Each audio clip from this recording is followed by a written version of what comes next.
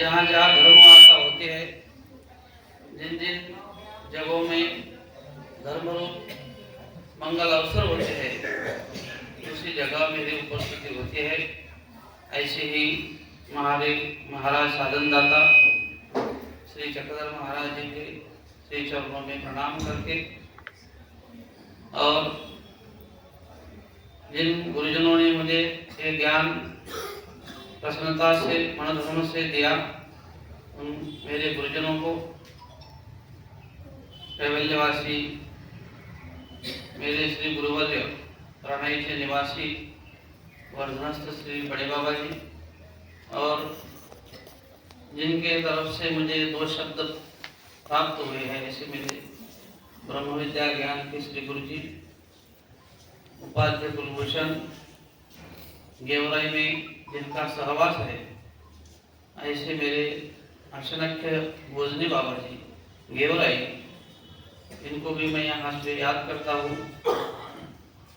और इस मंदिर में जिनकी वजह से मेरे श्री गुरु जी और कैवल्यवासी श्री कारंजेकर प्रतिष्ठान के श्री गुरु जी, इनका बड़ा स्नेह संबंध था।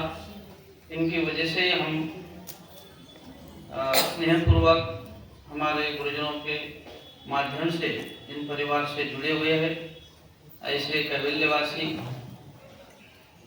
कविश्वर कुलाचार्य श्री अमरावती के बड़े बाबा जी, और इस मंदिर में उपस्थित आदरणीय तपस्विनी परम पूजनीय सरोजबाई जी, आदरणीय परम पूजनीय तपस्विनी विजयबाई, इस मंदिर का संचालन करने वाले आदरणीय परम पूजनीय मेरे ऊपर जिनका बचपन से ही स्नेह है, ऐसे इस मंदिर में संचालन करने वाले शास्त्री, और यहाँ उपस्थित सभी महंत, यहाँ शाहबाद वाले बाबा जी है, अशोकनगर वाले बाबा जी आए हैं, और जो सभी के नाम मैं नहीं ले सकता, मेरे आश्रम से भी उपस्थित है सभी महंत संत है, इस दिल्ली में रहने वाले सभी संत महंत है, भक्तजन है, मेरे पास बैठे हुए प्रदीप जी है, और इस मंदिर से जुड़े सभी भक्तजन। आज ये कार्यक्रम का नवरात्र का चौथा दिन है। 3 दिन पहले मैं आने वाला था, लेकिन संवत्सर बम्बोरी वहाँ पे प्रोग्राम था, और एक दिन कल के दिन परसों के दिन आने वाला था, तो हमारे परिवार से एक महात्मा जी गुजर गए, इसलिए मुझे वहाँ जाना पड़ा, इसलिए और एक दिन मैं लेट हो गया, लेकिन आपकी सेवा में हाजिर हो गया। आदरणीय शास्त्री जी ने मुझे, मैं रोड उपहार के लिए गया, तो रोड उपहार के लिए उस दिन उन्होंने मुझे इस कार्यक्रम के लिए बोला, लेकिन मैंने बोला कि जरा मेरे पास समय कम है, मुझे और भी किस कार्यक्रम के दंडों है, तो बोले कुछ नहीं, 2 दिन लेट आओ लेकिन आओ। ऐसा उन्होंने उसके ऊपर एक जवाबदारी डाल के मुझे स्नेहपूर्वक यहाँ आमंत्रित किया, और ब्रह्म विद्या माध्यम से महाराज श्री चक्रधर जी का जो तत्व ज्ञान है, ये तत्व ज्ञान हमारे जीवन में एक संजीवनी है। जैसे कि संजीवनी नैश्वर जीवात्मा को एक आधारभूत सुख प्राप्त कर देती है, वैसे ही ये ब्रह्म विद्या जो ज्ञान है, जिस जगह में हम रुक जाते हैं, हमारी समस्याएं प्राप्त होती है, उस जगह में ये ज्ञान हमें साथ साथ लेकर चलता है। ऐसा ही मनोधर्मों से जो कार्य होते हैं, आज महाराज यहाँ अपने सामने उपस्थित नहीं है, लेकिन स्वामी श्री चक्रधर जी का जो मनोधर्म है, इस मनोधर्म के कारण ही तुम और हम सब इस साधन का प्रवास कर रहे हैं। जो साधन होता है, वो साधन ही हमें साध्य प्राप्त कर देता है, लेकिन ईश्वर की हमें कृपा शक्ति के माध्यम से वो धर्म प्रक्रिया होती रहती है, इसलिए ईश्वर की कृपा होना ये जरूरी है। और कृपा ऐसी है कि जैसा देवता साधन जो होता है, उसे कुछ तो विधि होते हैं, क्रम होता है, लेकिन ईश्वर जिन जिन जैसे जैसे अधिकार है, कम अधिक भी हो तो उस विधि में स्वीकार करते हैं और इसे विधि विधि विधान भावरूप साधन हम आचरते आचरते विधि में हम कभी हमारा जो भाव है कभी व्यभिचार होता है। आज जो भाव है वो कल नहीं रहेगा, कल जो है वो परसों नहीं रहेगा। भाव में कमी अधिकता होती है, लेकिन भाव को निभाने के लिए जो विधि और विधान होते हैं वो हमें हमेशा के लिए साथ में रखने चाहिए। जैसा कि पूजा पाठ हो, जो कोई अपने भजन पूजन का जो कार्य है अपने जीवन में अपन जो करते हैं उसी से हमारे जीवन में ईश्वर के माध्यम से कनव निष्पन्न होती है और इस कनव के कारण ही ईश्वर का जो निर्गुण आनंद है, ईश्वर की जो दातृत्व करने की पद्धति है, इस दातृत्व के लिए हम पात्र हो सकते हैं। इसी कारण इस जय कृष्ण संप्रदाय की परंपरा और इस परंपरा से हमें हमारे गुरुजनों ने पूर्वजों ने बहुत सारे हमारे जो परंपरागत धर्म है, जैसे कि हम स्मृति श्रुति स्मृति रथाचार और मार्गोनी, ये जो 4 पद्धति बोली है। श्रुति यानी कि साक्षात भगवंत ने बोले हुए सूत्र है, इनके माध्यम से सूत्र रूपी आचार से हम अपना जीवन में कुछ तो भी विधि विधान आज्ञा वचन उनके भगवान ने जो बोले हैं उनके आज्ञा वचन का पालन करते करते हम हमारा जीवन में वो एक आनंद प्राप्त करते हैं। वैसे ही स्मृति यानी कि भट्टवास श्री नागदेवाचार्य, जिनके माध्यम से इस परमार्ग की धुरा आगे चलने के लिए थोड़ा सा भी दिल में मन में अहंकार आता है तो भगवान उनसे आचार्य जी से 6 महीने तक ऋतुपुर में भेज देते हैं। वो अहंकार दूर होने के बाद वापस अपने सन्निधान में उनको बुलाते हैं। वैसे ही जो दुष्टरूप की क्रिया होती है कि वो ईश्वर के स्वीकार में नहीं पड़ती है, इसीलिए क्रिया हो या कुछ भी सेवा हो या कुछ ही दुष्टरूपता से जो अपने मन में विचार आते हैं।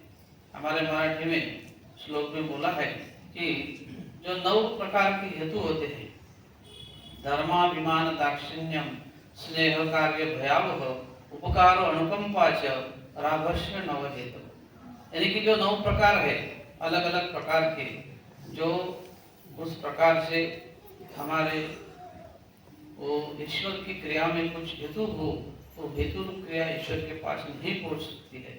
इसलिए हमें सूत्रों के मुताबिक जो श्रुति रूप आचार है, इस सूत्रों से हम हमारे जीवन में ईश्वरी संपूर्ण, जो महाराज श्री चक्रवर्ती जी ने कहा है का ईश्वर का ज्ञान संपूर्ण है, साधन संपूर्ण है। ईश्वर की जो भी कुछ हम क्रिया करते हैं वो संपूर्ण रूप से हमें जीवन में एक ईश्वर के साध्य की ओर ले जाती है। इसलिए किसी भी क्रिया करते समय अपने जीवन में ब्रह्म विद्या रूपी शास्त्र के माध्यम से हम आगे जा सकते हैं।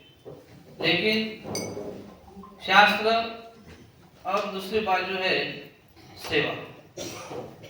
स्वामी श्री चक्रवर्ती जी ने 2 जगह अलग अलग जगह बताया है। जब अपन पूर्वी सूत्रों का पठन करते हैं तो दास्य मोचक, और विचार मालिका में जब अपन विचार मालिका के सूत्रों का पहला वचन सुनते हैं तो ज्ञान मोचक, है ना। तो दोनों भी तरफ से मोचकत्व बोला है, लेकिन ज्ञान युक्तत्व दास्य ये जो बोला है, जानोनी नेने तो सदैव, मराठी का वचन, जो ज्ञान जानकर भी उसे पहचान होकर भी वो बोलता है मुझे आता नहीं, मुझे कुछ समझता नहीं, ऐसी वो नेनो अपनी उस क्रिया में दिखाता है, वो भाग्यवान है और अपना साधन आगे ले जाता है, उसकी साधन प्रक्रिया आगे बढ़ती है। इसीलिए हम शास्त्र का चिंतन मनन पठन करते हैं तो इस शास्त्र में आचार विचार लीला ये सब तरीके से हमें शास्त्र के अंदर मालूमात होती है। स्वामी श्री चक्रवर्ती जी ने 10 प्रकार का शास्त्र बतला है, आचार पर है विचार पर है। आचार विचार दोनों में एक साथ बोले हैं, विचार आचार दोनों एक साथ बोले हैं, लीला बोले है, ऐसे अलग अलग तरीके से हमारे शास्त्र की, हमारे पूर्वजों ने जो शास्त्र के अलग अलग सूत्रों में उसको अलग अलग नाम देकर वो वचन रूप जो श्री मुख से निकले हुए जो वचन है वो वचन को अन्वय किया। ऐसे ही माहिमभट्ट जी ने इस शास्त्र का चरित्र का लिखान किया और चरित्र का लिखान करके जब रितपुर में स्वामी श्री चक्रधर जी महाराज उत्तरापंथी गए और उत्तरापंथी जाते समय सभी भक्त जनता को बोले कि अभी आप स्वामी श्री चक्रधर जी का जितना ही परिवार था तो अभी बोले कि आप रितपुर में गोविंद प्रभु जी के सन्निधान में चले जाओ। फिर वो सब महाराज गए, उसके उपरांत वो रितपुर में गए और वहाँ हमारे पूर्व आचार्य श्री नागदेव जी स्वामी जी के सन्निधान में थे, इसलिए महाराज जी का सन्निधान उन्हें प्राप्त हुआ था। और जहाँ जहाँ स्वामी जी गए वहाँ वो साथ में ही थे, इसलिए स्वामी जी का जहाँ जहाँ जाना हुआ, जहाँ जहाँ बैठना हुआ, किन भक्तों के साथ लीला हुई है, ये सब उनको मालूम थी। इसलिए वो जहाँ के वाजेश्वरी करके नाम है वहाँ जाके उसका चिंतन करते थे, बैठते थे। और माहिमभट्ट एक दिन वहाँ गए तो उनको बोले आप क्या कर रहे थे? बोले मैं स्वामी श्री चक्रधर जी महाराज जी जहाँ जहाँ पे गए उनकी लीलाओं का चिंतन कर रहा हूँ। तो बोले आप भाग्यवान है, आपने सब जगह में स्वामी का सन्निधान प्राप्त किया है, इसलिए आप वो चिंतन कर रहे हो, लीला आप चिंतन कर सकते, लेकिन जहाँ हमें उनका सन्निधान नहीं मिला और लीला हमें मालूमात नहीं तो हम कैसे वो लीला का चिंतन करेंगे। इसलिए लीला चिंतन करने के लिए वो लिखान करना चाहिए। तो वो लिखान मैं करूँ क्या? ऐसी आज्ञा पूछी, क्योंकि इस परमार्थ को आचार्य के रूप से श्री नागदेवाचार्य जी को महाराज ने सन्मुख किया था। स्वामी श्री चक्रधर जी बोले कि इस परमार्थ का जो आचार्य है, जो आचार्य पद है, अभी आपको आगे निभाना है। इसलिए महाराज जी ने आचार्य पद की धुरा जो है श्री नागदेवाचार्य जी के कंधे पर दी है। जब महाराज जी बेलापुर में आखिरी समय में कहते हैं कि अब हम जाने वाले हैं, अभी आप शास्त्र जो मैं असन्निधान में रहने वाला जो शास्त्र जिससे धर्म का रक्षण हो सके और ये शास्त्र आपके काम आएगा, इसलिए आप मैं जो बोलूँ वो सुन। लेकिन आचार्य जी कहते हैं कि मैं नहीं सुन सकता, आपने हमें सन्निधान दिया है, इतना हमें प्यार दिया है, हमारा सब पालन पोषण किया है और आप अभी हम छोड़ के जा रहे हैं, तो ये कैसा, ये नहीं हो सकता, आप छोड़ के मत जाना। इसलिए महाराज श्री चक्रधर जी दोबारा कहते हैं कि आप सुन लो, आपके काम आएगा। ठीक है, मैं आपके पास होना ये जरूरी है, लेकिन वहाँ भी बहुत सारे जो लोग हैं उनका भी उद्धारण करना है, इसलिए हमें उत्तरापंथी की ओर जाना ही होगा। लेकिन वो सुनते नहीं। तब महाराज जहाँ नजदीक भी माहिमभट्ट बैठे थे उनकी तरफ देखते हैं और माहिमभट्ट को कहते हैं कि आचार्य को बोलो, नागदेव को बोलो कि ये शास्त्र सुनने के लिए। तब माहिमभट्ट उनको समझ आता है कि महाराज की इच्छा है कि ये शास्त्र अभी नागदेव आचार्य को सम्मुख करके बोलना है। इसलिए माहिमभट्ट जी ने उनको बोला, आचार्य तो नीचे मान डाल के हाथ में लकड़ी लेके वो लाइनें डाल रहे थे और महाराज जी बोले कि ये भी हाथ में लकड़ी लेना ये भी विकार है, ये भी बात गलत है, जो काम का है वो करना है, जो काम का नहीं वो व्यर्थ है। इसलिए महाराज जी ने बोला कि अब आप सुन लो, तो सुनने को तैयार नहीं। तब माहिमभट्ट बोलते हैं कि भटो गोसावी बोलते हैं महाराज आपको शास्त्र बताते हैं तो सुन लो, और जो अपने को आचरण करने लायक है, जो अपना जीवात्मा को शक्य होने वाला आचार है वही बताएंगे, जो अशक्य है, जो नहीं होगा अपने से वो काय को आपको बताएंगे, लेकिन आप सुन लो, महाराज कहते हैं। तब आचार्य जी सुनने को तैयार हुए और महाराज जी ने सिर्फ सभी शास्त्र का पहले तो बताए थे, लेकिन और दोबारा जहाँ दीपक जलता था, वो दीपक में का तेल खत्म होता था, वहाँ खाने का महाराज जी का जो खाने का उसमें घी है वो डाल के दीप जलाते थे और रात रात चली जाती थी और निरूपण चलता रहता था। सुबह हो जाती थी और बटोबाग बोलते थे कि जी अभी तो सूर्योदय हो गया, अभी तो बंद करो। और स्वामी जी बोलते थे कि पुरखों के भेटे में युगों युग निकल जाते हैं, ऐसी कोई सिद्धियां होती है, तप साधना होती हो, तब साधना करते करते उनका कितना तो भी काल निकल जाता है, युग के युग चले जाते हैं, उनकी साधना वो करते ही रहते हैं। और तुम्हारे तो एक रात में भी तुम्हारे को ये ज्यादा टाइम लग रहा, एक रात एक दिन निकल गया तो आपको ऐसा लगता है कि जैसा कोई युग चला गया। ऐसे करके करके स्वामी ने सब शास्त्र बतलाया और वो शास्त्र उन्होंने सुना और फिर वही शास्त्र की परिपूर्णता। महाराज श्री चक्रधर जी कहते हैं कि वानरेशा उनको सकल शास्त्र चरितार्थ हुआ है, सब शास्त्र वो जान पहचान के लिए हो गया है, कोई भी कोई शंका आचार्य जी से पूछ सकता है। इसलिए महाराज ने महादशा को बोला था कि अभी आपको जो कुछ संदेह हो वो आचार्य से नागदेव जी से पूछना है। रिश्ते से तुम्हारा भाई है, लेकिन अभी भाई समझ के मत बोलना, वो उसको आप गुरु समझ के। इसलिए महादशा को भी आचार्य जी की ओर सौंपा और महाराज श्री चक्रधर जी उत्तराखंड की ओर गए और बाद में सब परिवार रितपुर में गया। रितपुर में जाने के बाद चरित्र का लिखान महिम भट्ट जी ने किया और महिम भट्ट जी ने लिखान करने के बाद सब लिखान करके वो आए और फिर आचार्य जी बोले कि मुझे जहाँ जहाँ कुछ संदेह हो, जो जो जगह में जहाँ जहाँ के जाकर आप वो शास्त्र का इकट्ठा किया है तो सब मुझे पूछकर आपने वो लिखान करना है। वैसे ही महिम भट्ट जी ने जहाँ जहाँ गए वो दिखाकर क्या सच है और क्या झूठ है, ये सच है या नहीं है, सब आचार्य जी को दिखा के फिर उसकी पुनः लिखान कर लिया उसका और लीला चरित्र ग्रंथ तैयार हो गए।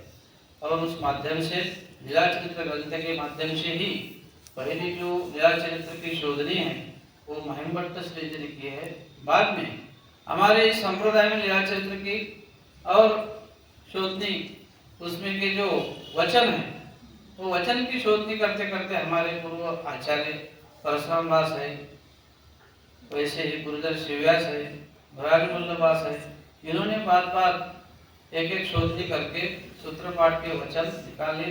कई शोधनी का पाठ अपन उसके भी वचन देखते हैं, आचार माणिका विचार माणिका के वचन हैं और तीन स्थलों के भी वचन हैं, ये सब चरित्र ग्रंथ से निकाले। ऐसी इस ब्रह्म विद्या ज्ञान की जो शुरुआत है हमारे महाराज श्री चक्रधर जी के मनोधर्म से। और हमारे पूर्वजों ने कहा है कि जहाँ गोसाव्य का श्रुति है, यानी कि शास्त्र में जो वचन बतलाते हैं वो वचन में ईश्वर का जो हेतु होता है और हेतु पूर्वक एखादा वाक्य यानी अपन बोलते हैं कि उसका सिद्धांत हो, जिस वाक्य में इम्पोर्टेंटता हो, वही वाक्य हमारे पूर्वजों ने सूत्र पाठ में लिखा है। ऐसा ही ये वचन जाओ नहीं दीजिए, ऐसा बोला है कि वचन और वचनार्थ ये दोनों बातें, वचनार्थ गया तो चलेगा लेकिन वचन याद होना चाहिए, क्योंकि वचन से अर्थ अपन निकाल सकते लेकिन अर्थ से वचन नहीं निकाला जाता। इसलिए वचन याद होने चाहिए। जो जिसके अधिकार पात्र में जो जिसका मनन करता है, पठन करता है, उतने वचन आपने 2 वचन हो, 5 वचन हो, 2 वचन या 4 वचन, जिसको जितने याद होते हैं वो हर दिन उसने वचन का पाठ करना चाहिए। और वचन के माध्यम से ही हमें ईश्वर हमारे पास रह सकते हैं, ये हमारी श्रुति है। और इस श्रुति के माध्यम से ही हमारे पास हम बोलते हैं कि वचन रूप परमेश्वर है। सनातन धर्म में इन वचनों को वचन रूप परमेश्वर कहा गया है। वचन रूप परमेश्वर ये लकीर है, जहाँ हम इस लकीर के साथ चलते हैं तो हमें उसका प्रोटेक्शन होता है, हमें उस धर्म आचरण के लिए और ईश्वर के पास जाने के लिए हमारे दिल में अंतःकरण में भाव उत्पन्न करता है। ऐसी शास्त्र की गहनता है। इसलिए ब्रह्मविद्या शास्त्र को कहा है कि ये शास्त्र अमूर्त है। अमूर्त मतलब अव्यक्त, अनंत और अमूर्त, ये तीनों भी शब्द ईश्वर के बतलाए हुए हैं। इसका आद नहीं, शुरुआत कहाँ से हुई ये नहीं अपन जान सकते, और उसका मध्य क्या है वो मध्य भी नहीं जान सकते, और अंत क्या है अव्यक्त यानी अंत, अनंत म्हणून अंत, यानी कि ईश्वर अनंत है इसलिए उसका अंत नहीं जान सकते, अव्यक्त है इसलिए आदि नहीं जान सकते, अमूर्त है इसलिए मध्य नहीं जान सकते। ऐसी परमेश्वर की अगाध अनंत शक्ति युक्तत्व परमेश्वर ऐसा कहा हुआ है, यानी कि परमेश्वर अचिंत्य अनंत शक्ति है, ये अपन शास्त्र में जानते हैं। इसीलिए हमारे नव प्रकरण में लक्षण स्थल कहते हैं, फिर आचार है, विचार है, फिर महावाक्य निर्वचन, अलग अलग शास्त्र में प्रकरण है। और उसके बाद इतनी निर्मिति केशराजवास, जब श्री गोविंद प्रभु बाबा के सन्निधान में सब परिवार था, और जब गोविंद प्रभु बाबा निजधाम को गए, ये नैश्वर ये देह जो है ये छोड़ के चले गए, और अपना जो कार्य है वो करने के लिए ईश्वर अवतार अलग मूर्ति धारण कर लेते हैं, क्योंकि एक बार परमेश्वर व्यक्त होते हैं तो दोबारा सृष्टि जब तक है तब तक वो इस सृष्टि पर ही रहते हैं, वापस नहीं जाते। जैसे कि देवता शक्ति या ब्रह्मांडस्था होती है, वो आती है तो कार्य खत्म, वो उसका भी कार्य ब्रह्मांडस्थे का आखिर तक रहता है, लेकिन उनके अलग अलग तरीके से जो पिंडस्था है, जो विग्रह है, वो वापस चले जाते अव्यक्त रूप में, यानी कि ब्रह्मांडस्था में। वैसे विग्रह रूप से ईश्वर अवतार जो है वो वापस नहीं जाते, वहीं पे सृष्टि पे अलग अवतार धारण करके अनेकों रूपों में धारण करके वहाँ अपना कार्य करते ही रहते। इसीलिए आज भी जैसे अपन पांचों अवतारों का नामस्मरण करते हैं, जैसे कि श्री कृष्ण महाराज, श्री दत्तात्रेय प्रभु, श्री चक्रपाणी महाराज, गोविंद प्रभु महाराज, पांचवी अवतार, ये पांचवी अवतार हमारे आध्यात्मिक अवतार चक्रपाणी महाराज, और आच्छादन करके अवर शक्ति का कार्य करते हैं, लेकिन वो उभय दृश्य अवतार है। पांचों भी अवतार जो है वो उभय दृश्य अवतार है। उन्होंने उभय शक्ति, पर और अवर दोनों भी शक्ति का स्वीकार पांचों ही अवतारों ने किया है, और पांचों अवतार जो होते हैं उद्धरण करने वाले, वो उभय दृश्य अवतार ही उद्धरण कर सकता है, यानी कि साधन देके साध्य दे सकते हैं। वो साधन भी देते हैं और साध्य भी देते हैं, प्रेम शक्ति का साधन भी देते हैं और साध्य भी देते हैं। कोई अवतार अपना अवर साधन अच्छाता है तो पर प्रकट करता है, जैसे कि श्री गोविंद प्रभु बाबा, इन्होंने अवर साधन देना नहीं पर ही देना है।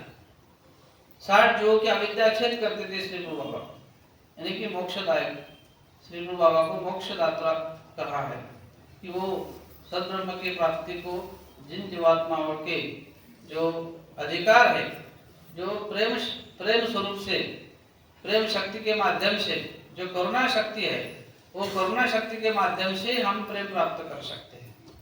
लेकिन कृपा में पात्र है, लेकिन प्रेम के लिए पात्र हुआ नहीं, इसलिए उस जीवात्मा को क्या है, मोक्ष प्राप्ति हुई है। साध्य वचन जब आप सुनते हैं तो उसे मोक्ष होता है, यानी कि श्री गुरु बाबा रोजाना 60 युगों की अविद्या छेद करके उसको मोक्ष प्रदान करते थे। लेकिन जो बाकी के अवतार है वो उनका साधन चरित करते हैं, और साधन चरित करके श्री गुरु बाबा के पास भेज देते, और फिर वो अविद्या छेद करके मोक्ष प्रदान कर देते हैं। ऐसी कोई अवतार जो मोक्ष दातृत्व करने वाले हैं, तो जो उभय शक्ति का कार्य अपने पास करके, जैसे कि हमारे महाराज श्री चक्रधर जी प्रेम साधन भी देते हैं और प्रेम साधन का साध्य भी देते हैं। जिस जीवात्मा को जिस अवतार ने प्रेम दिया है, वही अवतार उसे साध्य में अपने सामने दिखता है। जिस शक्ति से प्रेम शक्ति प्रदान करते हैं, उभय में क्षमा नहीं, ऐसा जो अवतार और अधिकार्य, जिसको प्रेम दातृत्व क्रिया है, जिस टाइम वो मूर्ति उसके सामने आती है, जो स्वरूप प्रकाशित हुआ है दातृत्व करते समय, वही मूर्ति उसको साध्य में दिखलाती है। इसलिए साधन दाता जो है वही साध्य देता है।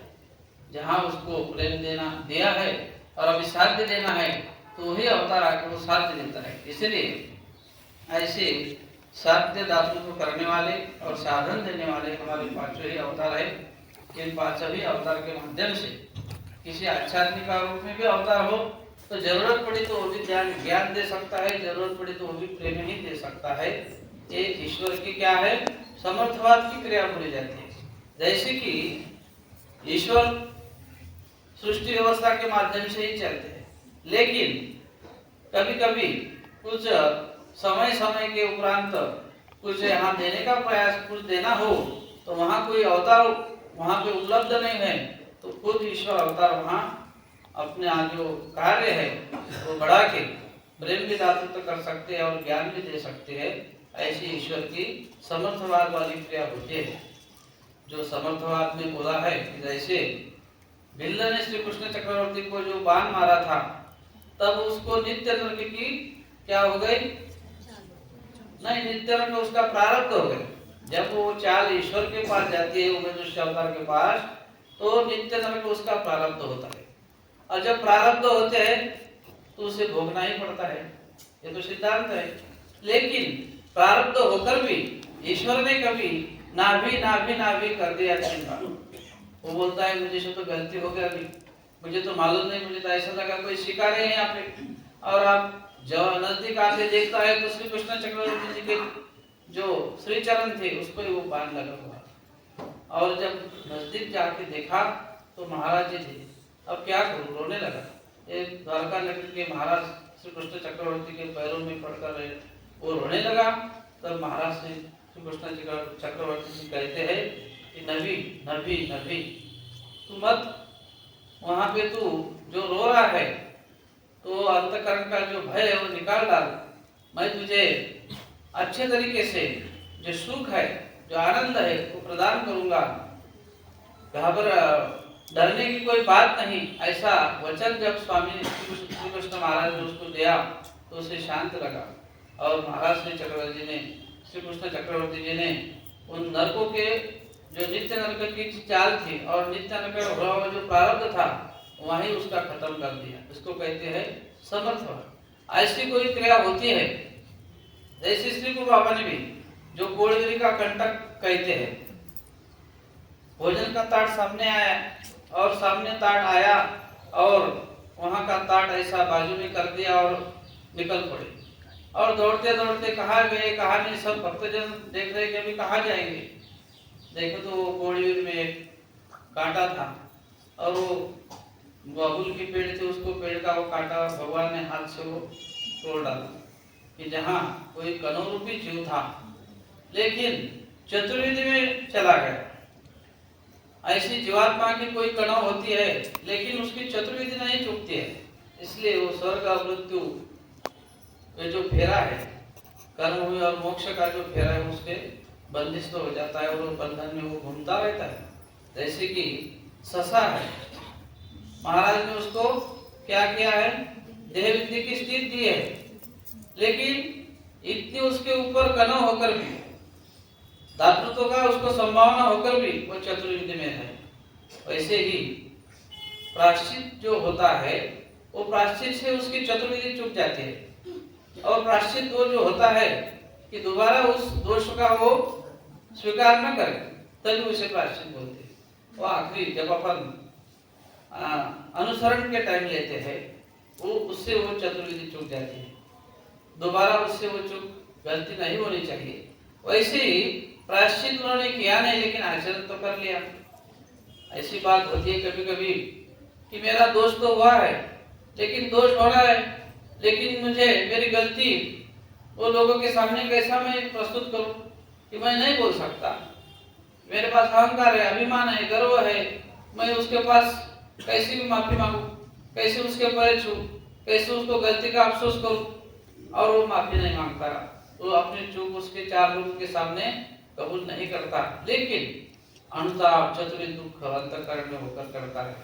बहुत सारे चतुरी दुख से वो अंतःकरण में ऐसा अनुताप करता रहता है हमेशा के लिए, और वो अनुताप चतुरी दुख बढ़ने से, यानी कि स्वामी जी कहा है कि दुनापत थी गई, इनके माध्यम से डबल अपना चतुरी दुख करता रहता है, और चतुरी दुख से वो स्वीकार क्रिया महाराज कर देते हैं और उसका अधिकार निकल जाता है। उसको देह विद्या देने का अधिकार है, लेकिन प्रायश्चित नहीं है। इसके वजह से चतुर्विधि को चिरा नहीं बैठा, इसलिए वो चतुर्विधि में पड़ा है, लेकिन देव विद्या तो उसको देनी है। अभी देव विद्या तो दे नहीं सकते, लेकिन ये महाराज की कृपा है। ये महाराज का जो दिया हुआ एक परमेश्वर का जो एक दातृत्व करने का अलग ही तरीका है, वही जीवात्मा के पास नहीं है, देवताओं के पास नहीं है, इसलिए उसका ईश्वर का समर्थ हुआ। जड़ावशे परमेश्वर पशुषी विद्यानंद देती का फलानंद देती, ऐसा कहा है अपने वचनों में कि अयुक्त देह में होकर भी पशु पक्षियों का जो देह है वो युक्त नहीं है, अयुक्त है। और दातृत्व करने के लिए देह की युक्तता होनी चाहिए।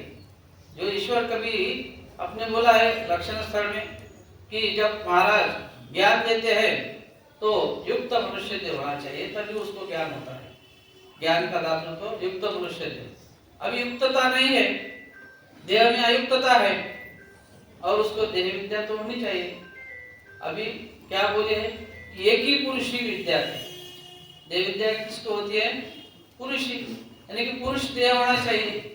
अभी उसका पुरुष देह नहीं है, ससे का क्या बोलते हैं उसको हिंदी में? खरगोश। उसको देह विद्या तो भी देनी है, लेकिन देह अयुक्त है ना, फिर उसको स्थित्यानंद देते हैं, यानी कि आनंद तो उसकी बराबरी का है, लेकिन विद्या न देके विद्या बराबर का आनंद उसको दे सकते हैं, फल न देके फल का आनंद उसको दे सकते हैं। ऐसी व्यवस्था ईश्वर अपने समर्थवाद से करते हैं, इसलिए जीवात्मा के ऊपर ईश्वर की कृपा है। ऐसे ही कारण हमारे ईश्वर की धर्म की जो परंपरा है, ऐसे बोलते हैं कि केली क्रिया वाया न बचे। जो भी क्रिया हम करते हैं वो क्रिया ईश्वर स्वीकार करते हैं, चाहे दुष्ट पर हो या अदृष्ट पर हो। दृष्ट पर होगी तो उसके लिए माया है, उसका फल माया देती है।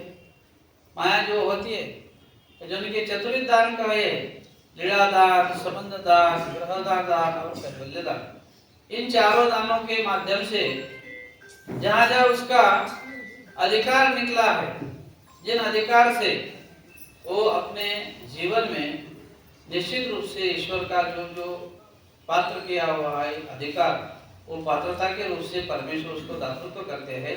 इसलिए हमारे इस जीवात्मा को सर्वाधिकारी कहा है।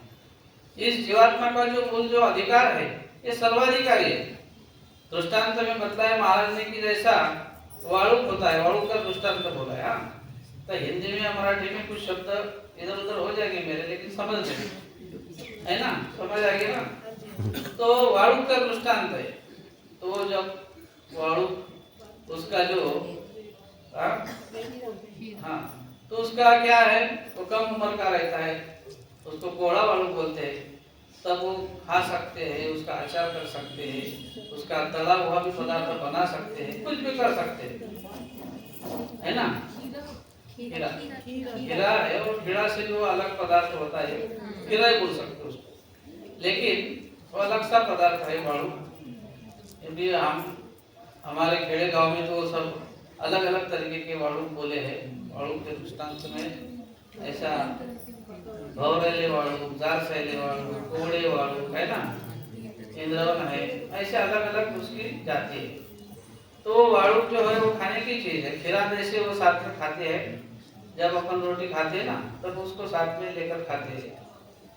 तो वो वाळुक जब अपन ने उसका दृष्टांत महाराज ने दिया है, वैसा ही इस जीव स्वरूप के ऊपर सर्वाधिकार है। ये सर्वाधिकारी जो कहा है, ये जीव सर्वाधिकारी इसलिए है कि जैसा सफेद वाला कागज उसके ऊपर उसका कौन सा भी रंग अपन ने दिया तो उसको लग सकता है, वैसा ही ये जीवात्मा को कौन सा भी अपन अधिकार कभी घड़ाने की जरूरत की है तो अधिकार उसको लग सकता है। इसलिए ये जीवात्मा की जो अधिकार उठता है वो ज्ञान के माध्यम से, प्रेम के माध्यम से अपन बढ़ा सकते हैं। इसलिए हमें महाराज श्री चक्रवर्ती जी ने जो बतलाए वचन है, इन वचनों का आधार लेके हम एक एक वचन कभी समझ ले तो निश्चित रूप से महाराज ने कहा है कि एक दशीची धरेली पूरे साधा को कहा था ये अल्लाह ऐसा को ये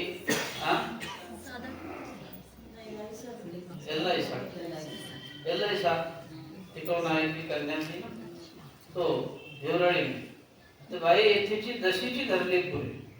ऐसा ही दशी मतलब एक वचन भी अपने जीवन में अपन कभी साथ रखे तो निश्चित रूप से वो वचन भी हमें साथ लेकर आगे अपना साधन के माध्यम से अपनी साधन की जो ऊर्ध्व गति है वो बढ़ाता है। इसलिए ये आज अपन कुछ वचन लेंगे, पूरे तो होंगे नहीं, लेकिन आचार मालिका के कुछ वचन के माध्यम से मैं आपको मेरा जो कई निरूपण है ये सुनाऊंगा।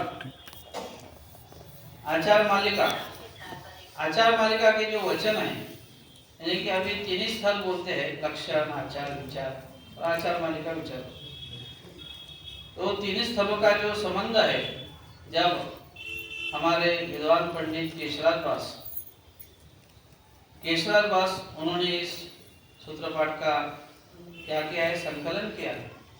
आचार्य की आज्ञा लेकर सब वचन इकट्ठा करें और उसको जिन प्रकरण के माध्यम से आचार्य के वचन आचार में रखे, विचार के वचन विचार में रखे, लक्षण के जिन प्रकरण के है वो प्रकरण में जिस जगह उसको अन्वय एक वचन यहाँ दूसरे वचन का अन्वय प्राप्त कर देता है, वैसी जगह वहाँ रख के उन्होंने आचार्य जी से पूछ कर करके उसको अन्वय लगाया।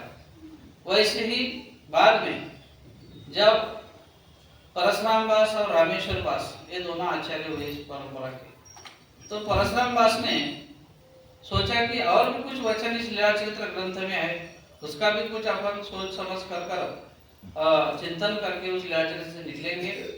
तो उन्होंने आचार मालिका के पहले सब वचन, जहाँ आचार मालिका का पहला वचन है स्वातंत्र मोक्ष, और वहां से लेकर 100 वचन उन्होंने 100 वचन निकले, तो 100वां वचन है हे स्मरितो दुर्लभ, यहाँ तक उन्होंने वचन निकाले आचार मालिका। और विचार मालिका के 143 वचन, पहला वचन ज्ञानमोचक, वहां से लेकर बहुतामध्ये आपलं तेथोने जीवा कैवल्य दाना, यहाँ तक 143 वचन उन्होंने निकाले। फिर बहुत दिन हो गए, अटल क्रम से वो चलते चलते एक दिन रामेश्वर दास उनकी उनसे मुलाकात हुई और उन्होंने जो वचन निकाले वो उनको दिखाने के बाद रामेश्वर दास बोले बहुत सही तरीके से अच्छे वचन आपने यहाँ से उसको ढूंढ के निकाले, चित्रा से बहुत अच्छा काम आपने किया है, लेकिन मेरे को तो ऐसा लगता है कि और भी इस आचार मालिका के वचन कुछ और निकल सकते हैं चित्र से, और विचार मालिका के और निकल सकते हैं। अब अपन दोनों मिलके उसको ढूंढेंगे, उसका चिंतन करेंगे और उसमें और वचन बढ़ाएंगे। तो फिर उन्होंने आगे के 104 वचन आचार मालिका के, जहाँ से बहुतामध्ये दयाची विशेष प्रतीति इस वचन से, तो इस वचन से तो आखिरी का वचन है भाई ब्रह्मानुभूति ते दुर्लभ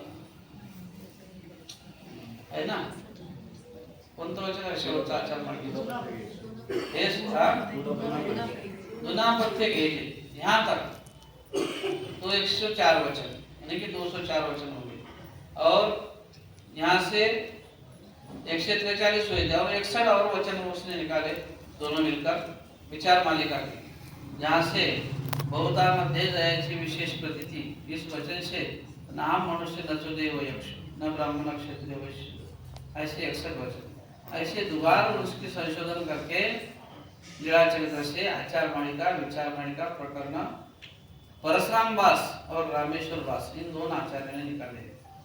ऐसे ही आचार मालिका के वचन, इसको मालिका क्यों कहा जाता है कि जैसे कि वृद्ध हमारे पुरखों ने, जो वृद्ध हमारे जो बड़े गुरुजन होते हैं, इन्होंने जो परंपरा से उस शास्त्र का अन्वय लगाया, वैसा ही अन्वय वृद्धों को सन्मुख करते हुए उनके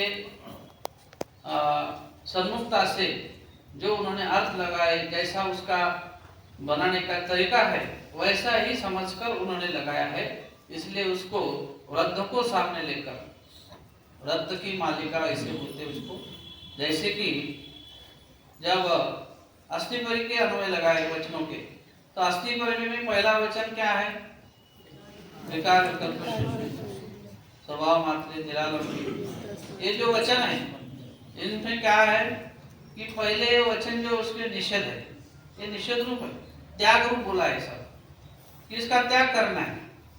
और त्याग करके क्या करना है? तो विधि करना है। तो कौन सा विधि है? देवता स्मरण, ये विधि रूपता है। वैसा ही क्रम जब ये मालिका तैयार करी तब उन्होंने ये वृद्ध लोगों का ही ऐसा क्रम समझ के यहाँ पर वैसा ही क्रम लगवाया है। इन आचार मालिके के जो 22 वचन है, स्वातंत्र्य मोक्ष, इन वचनों से भांडते दोगे अन्याय, ये 22 वचन है। यहाँ पे दोष त्याग बोले, सब 22 वचन में क्या बोलते हैं? दोष त्याग। ये 22 वचन में के जो त्याग रूप दोष है कि यहाँ दोषों का त्याग बोला है, और उसके बाद 3 वचनों में क्या बोला है? विधि बोला है कि भांडते दोगे अन्यायी, अप्राप्ति दुर्लभ, आग्रह नाही। ऐसा 3 वचनों के जो आगे के जो 3 वचन है उसमें विधि बोला है। ऐसे ही त्याग करके विधि करना चाहिए, विधि के माध्यम से ही ये दोष त्याग होते हैं। इसलिए हमारे पूर्वजों ने जो कई आचार विचार पर जो अन्वय शास्त्र का लगवाया है वैसा ही अन्वय इस मालिका में भी लगवाया है। इसलिए उसको वही मालिका में वो सूत्र रूपता से उन्होंने यहाँ उसको बंधन किया है, वो बांधे हैं, इसलिए उसको मालिका कहते हैं। हमारे महाराज श्री चक्रधर जी के श्रीमुख से निकला हुआ ये शास्त्र है, और ये शास्त्र की जो गहनता है, जो अपने शास्त्र से अपने कर्मों को शास्त्र सुनने से, शास्त्र की चिंतन करने से अपने अंतःकरण को पवित्र कर सकता है, और एक निर्गुण शास्त्र का आनंद जो है वो प्राप्त कर सकता है। ऐसा ये हमारा शास्त्र है। ब्रह्म विद्या मावली मरे माखले अति द्वे आन सुखाते दे, ऐसा मराठी में भाष्य में कहा है कि हमारी ब्रह्म विद्या मावली है।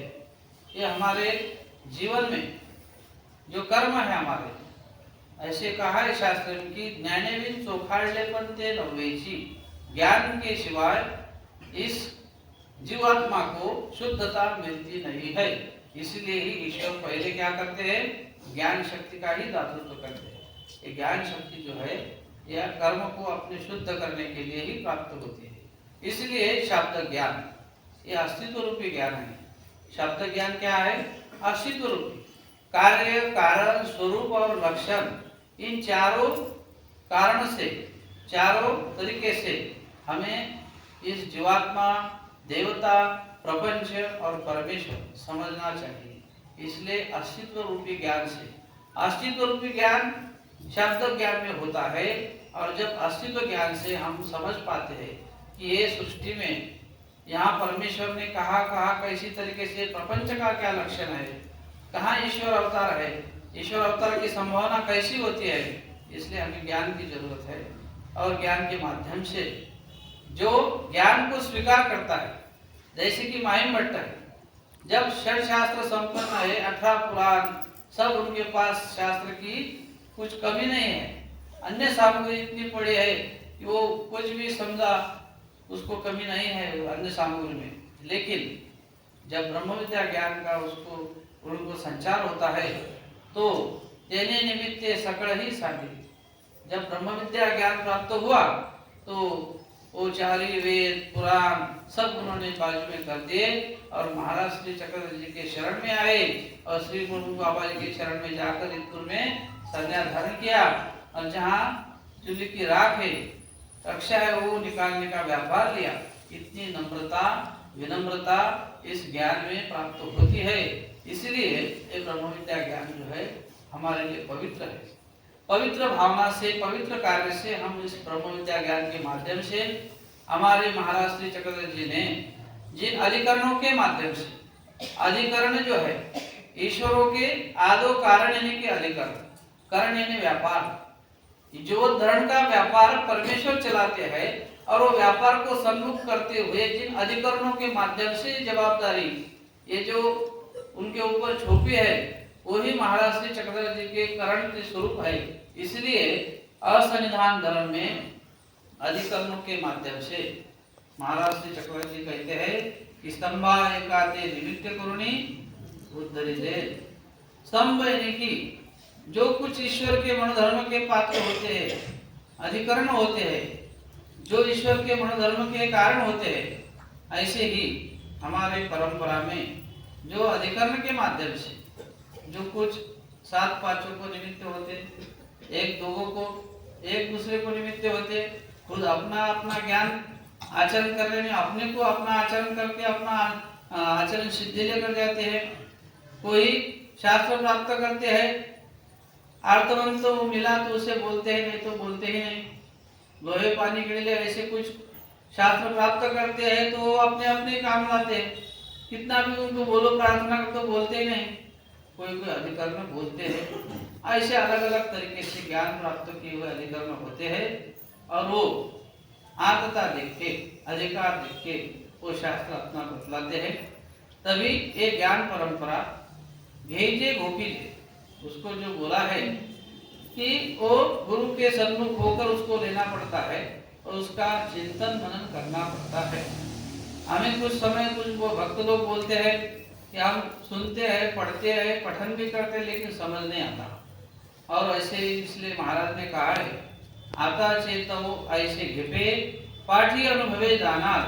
मतलब जब अपन लेते हैं तो ऐसा सिर्फ पठन करो, इतना ही उसको समय दो। नहीं समझ आया तो नहीं समझ आया, लेकिन पठन होना चाहिए, उसका अंतर्मुख होकर उसका अपन ने चिंतन करना चाहिए, उसको समय तो देना चाहिए। नहीं समझ आता तो नहीं समझ आता, लेकिन समय देना जरूरी है। जब अपन समय देंगे तो अगली बार उसको ज्यादा समय नहीं देना पड़ता। इसलिए अल्प सा ये बहुत अल्प प्रयत्न बहुत सारे, मराठी में कहा कि थोड़ा सा कभी प्रयत्न किया, कोई अधिकार रूप होता है तो थोड़ा सा पठन करना तो उसका पठन हो जाता है। जैसे कि माइम भट्ट पाठ सांगता अर्थ आपसायची मुझे, माइम भट्ट को ज्यादा बोलना नहीं पड़ता था। पाठ रूपी एखादा वचन बोला तो अर्थ भी और अर्थांतर भी समझ जाते थे, सभी समझ जाता है। थोड़ा सा भी बोले तो उसको समझ आता था। पाठ सांगता अर्थ आपसायची मुझे, हमारे मराठी में बोला है कि राड़ा सांगता थाड़ा मुझे। राड़ा यानी बारीक कन होता है, राड़े का, है ना, कितना बारीक होता है, एकदम बारीक, वो सब्जी में डालते ना राड़ा, बारीक। तो थाड़ा यानी बड़ा होता है, थाड़ा इतना समझ आता है, इतने में इतना समझ आता है। तो क्यों आता है? अधिकार है गुरु का। जैसे कि बाईसा महाराज श्री चक्रधर जी ने वो अधिकार उन्होंने जोड़ा है, बाईसा के घर जाकर उसको प्रेमदान देना है। इसलिए महाराज खुद चलकर वहां गए पैठन को, अधिकार होने के बावजूद उसको प्रेमदान को किया है। उन्होंने तो अवहेलना की है पहले, हाँ पैर पे पूछने का वहां बैठने को ले डाला है, खाने पीने के लिए वो दूध करंडा दिया है, दूधी करंडा, लेकिन महाराज ने वो सब सहकर बाईसा को प्रेमदान दिया है। ये पूर्वाधिकार। और वैसे ही कर्म हो तो अनधिकार उसको नष्ट करके महाराज अधिकार प्राप्त करते हैं। मेघल करी मेहकर को स्वामी बाईसा को चिंतन करते हुए 6 महीने वहां पे रहे। उनको जो दोष है उनके पास, त्रिदोष, मार्ग श्रेष्ठता, वैरुद्धता, तपोरुद्धता, उनको जो दोष था वो उन्होंने खत्म किया वहां पे चिंतन करके। फिर महाराज पैठन में जाकर उनको प्रेमदान दिया। वैसा ही ये परनिष्ठ कनव बोले उसको क्या बोलते हैं कि ये परनिष्ठ कनव है कि पहले ही पूर्व जन्मों में महाराज श्री चक्रधर जी कहते हैं कि इन्होंने कुछ कनव प्राप्त की है, परमार्ग की सेवा साध्य करी है, परमार्ग की सेवा में रहकर कुछ तो भी कनव प्राप्त किए, ईश्वर अवतार के सन्निधान में रहकर कनव प्राप्त किए है। इसलिए खुद महाराज वहां जाकर उनको प्रेमदान देते हैं। लेकिन महादेव राजा खुद दर्शन को आता है तो उनको महाराज दर्शन नहीं देते। ये क्या है? इसे परनिष्ठ खंती कहते हैं। अपने जीवन में अपन खंती भी वैसी प्राप्त कर सकते हैं। क्यों? कि ये जीवात्मा का जो अनाधिकार अयोग्यता, अपात्रता, अदक्षता, ये जो बोली है इसी कारण वो खंती हमें प्राप्त होती है। महादेव राजा 3 बार स्वामी को मिलने को वहां से निकला है, लेकिन महाराज ने उनसे दर्शन नहीं दिया। आते हुए भी नजदीक आया तभी भी दर्शन नहीं दिया। क्यों? कि वो अनाधिकार है। उसकी तो इतनी तैयारी थी, जब महाराज का कभी दर्शन हो जाए, मैं मेरा सकल जो राज्य है वो महाराज के श्री चरणों में समर्पित करूंगा और महाराज के श्री चरण में समर्पित कर कर मैं वहां ही संन्यास धारण करूंगा, इतनी उसकी तैयारी है। लेकिन जो हमें अंतराय कहते हैं, देह अंतराय, फलांतराय, सृष्टि अंतराय, भेटी अंतराय, ये जो अंतराय है ये हमारे ही तरफ से हमने अधिकार प्राप्त किए हुए। इसीलिए महाराज ने कहा है कि जब स्वामी श्री चक्रधर महाराज विजन स्थल में बैठे हुए थे, पास में भाई साहब भी थी, और एक लड़की खेत में ऐसी वो गौरिया चुन रही थी। सेन क्या बोलते उसको? हाँ, तो वो वहाँ खेत में चुन रही थी, तो वो देखा, तो महाराज वो लड़की के तरफ देखते हैं और बोलते हैं कि ये जो लड़की है वो तो प्रेम रूप के लिए पात्र है, इनको तो प्रेम देना चाहिए, अधिकार रूप के, और कैसी पात्र है। ऐसे महाराज के श्री मुख से शब्द निकलते हैं, ये लड़की कैसी पात्र है। भाई साहब बोलते हैं कि बाबा ये लड़की जब पात्र है तो दे दो ना, उसको क्या देना है। लेकिन महाराज कहते हैं कि भाई पात्र है, लेकिन उस देह का अनाधिकार है। पात्र होकर भी अनाधिकार है, पात्र तो है लेकिन अनाधिकार है। कैसा? कि जब महादेव राजा जो है इन शेर पुंजी के शरीर को, यानी कि जैसा शेर पुंजी का जो शरीर है ये क्या है? निकृष्ट है।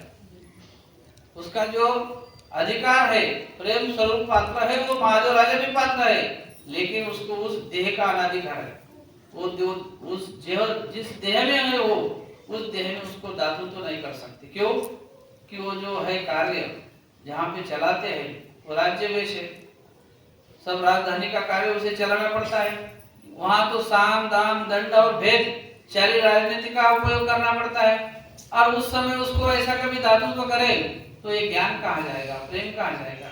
ईश्वर का तो निर्गुण स्वरूप सत्वरूप कार्य है, इसलिए यह भी सत्वरूप होना चाहिए। इस सत्वरूप होने के कारण जब सत्वरूपता होती है तभी ईश्वर धर्म का अधिकार निकलता है। इसीलिए महाराज ने कहा है कि रजस्तमे निर्सोनी सत्वस्थिता धर्मी अधिकारो आती। जब रजस्तम उससे निकल जाते हैं तभी सत्वरूपता से, निर्गुणता से ईश्वर का अधिकार निकलता है। ये दैवराटी में भी हो या कर्मराटी में भी हो। दैवराटी में भी कभी रजस्तम मिश्रित कभी क्रिया होती है तो उसका अधिकार निकलता नहीं, इसलिए वो रजस्तम निरसित क्रिया होनी चाहिए। और आप बाईसा की तरफ से जब बोलेंगे, महाराज जी से प्रश्न किया भक्तों ने कि महाराज बाईसा अपने प्रेमी भक्त है, लेकिन इतनी तमतम क्यों करते हैं, सबके ऊपर क्यों डांटते हैं, जो भी कोई संविधान में आए तो उसके झगड़े होते हैं, अभी क्या करना है, कैसा करना है। जब लखू ऐसा, देमा ऐसा, अभी सब वहाँ एक दूसरे के झगड़े होते थे, कभी कभी साधा को डांटते थे, कभी कभी आचार्य को भी वैसा बोलते थे। लेकिन महाराज जी कहते हैं कि वैसा जो है क्या है, तम करने वाली है, लेकिन खुद के लिए नहीं करती, महाराज के लिए करती। भाई तमाचा मोटा बाईसा जो है तमरूप है, बहुत सारा तम उसके ऊपर मोटा गाठोड़ा जैसा बंधा हुआ है, गट्ठा है, लेकिन जो करती है वो हमारे लिए, महाराज के लिए, ईश्वर के लिए तम होती है। लेकिन बाईसा का तम भी कैसा है? अधचाली का तम नहीं है, वो ऊर्ध्वचाली का तम है। जब ऊर्ध्वचाली का तम जब डांटती है ऊर्ध्वचाली से तो उसे भी हमारी कर्मनाश योग्यता होती है। ये इस तमरूपता की विशेषता है, इसलिए वो तम भी ऊर्ध्व रूप है। वैसे ही धर्मरूप शास्त्र में अधचाली का विकार होता है, एक ऊर्ध्वचाली का विकार होता है। यानी कि ये ऊर्ध्वचाली की जो बात है वो उसी कारण उसमें भी ईश्वर ही सन्मुख है। जो तमरूपता है वो भी ईश्वर के लिए ही है। वैसे हमारे पूर्वजों ने कहा है कि किसी तमरूप अधिकरण के सानिध्य में जब अपन होते हैं और किसी तमरूप अधिकरण किसी के ऊपर डांटते हैं, लेकिन डांटने में सही है, उसमें जो मति का कार्य नहीं है, कुछ तो भी परमार्ग की व्यवस्थाएं के कारण उसने डांटना, उसको डांटते हैं, तो उस जो मार्ग में जिसको डांट पड़ती है वो भी उसकी कर्मनाश योग्यता होती है। इसलिए हमारी जो परंपरा है, इस परंपरा में ऐसा कहा है कि आराधिता भक्ति और विरोधिता भक्ति है। आराधना के लिए भी भक्ति, यानी कि जैसी पुतना है, पुतना ने तो विरोध करके, है ना, स्तनपान किया तो विष लगा के स्तनपान किया है, लेकिन महाराज ने क्या किया है, मातृत्व का फल दिया है। शास्त्र में कहा यशोदेव को 2 वर्ष होगा तो पुतना को जल्द ही जल्द उन्होंने 2 दिन जल्द ही उसको फल मिल गया है। यशोदेव को जो होने वाला है वो बाद में होगा, तो लेकिन पुतना को तो आज जल्द मातृत्व का फल दिया है। वैसे ईश्वर की कृपा है। हमारे इसमें कहा है कि मने महत से पोषिले आते।